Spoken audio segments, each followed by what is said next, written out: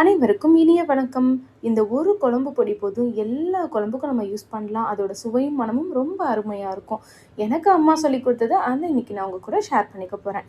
இன்னைக்கு நம்ம எடுத்திருக்க அளவு பார்த்தீங்கன்னா, 1 கிலோ அளவுக்கு மல்லி, முழு மல்லி எடுத்திருக்கோம். அதுக்குள்ள அளவு தான் இன்னைக்கு நான் உங்க கூட ஷேர் பண்ணிக்க போறேன். 1 கிலோ அளவுக்கு மல்லிக்கு, முழு மல்லிக்கு இன்னைக்கு நான் 100 கிராம் அளவுக்கு விரலி மஞ்சள், 100 கிராம் அளவுக்கு சுக்கு, 100 கிராம் அளவுக்கு சீரகம், 50 கிராம் அளவுக்கு சோம்பு, 100 கிராம் அளவுக்கு மிளகு, 50 கிராம் வெந்தயம், அப்புறம் 100 கிராம் அளவுக்கு துவரம் பருப்பு, இது கூடவே 50 கிராம் அளவுக்கு சாப்பாட்டு அரிசி, அது கூட 50 கிராம் அளவுக்கு கட்டி பெருங்காயம். அதை நல்லா இலக வச்சு பிச்சு வச்சுருக்கேன். அப்போ தான் அரைக்கிறப்போ ஈஸியாக இருக்கும் மிஷினில் கொடுக்குறப்போ. இது கூடவே 3/4 கிலோ அளவுக்கு வரமிளகாய், அதையும் வறுத்து எடுத்திருக்கேன். நான் சொன்ன எல்லா பொருட்களையுமே லோ ஃப்ளேமில் வச்சு நல்லா மணம் வர வரைக்கும் வறுத்து எடுத்து அதுக்கப்புறம் மிஷினில் அரைக்க கொடுங்க. வெயிலில் காய வைக்கணும்னு அவசியம் கிடையாது. நான் இன்றைக்கி வெயில் நல்லா அடிக்கிறதுனால நல்லா வறுத்துட்டு வெயில்லையும் காய வச்சுருக்கேன். ஸோ மிஷினில் அரைக்கும்போது திப்பி திப்பியாக சில நேரம் அரைச்சி கொடுத்துட்றாங்க. அதனால் அங்கேயே நின்று நல்லா அரைச்சிருக்காங்களான்னு பார்த்துட்டு வாங்கிட்டு வாங்க.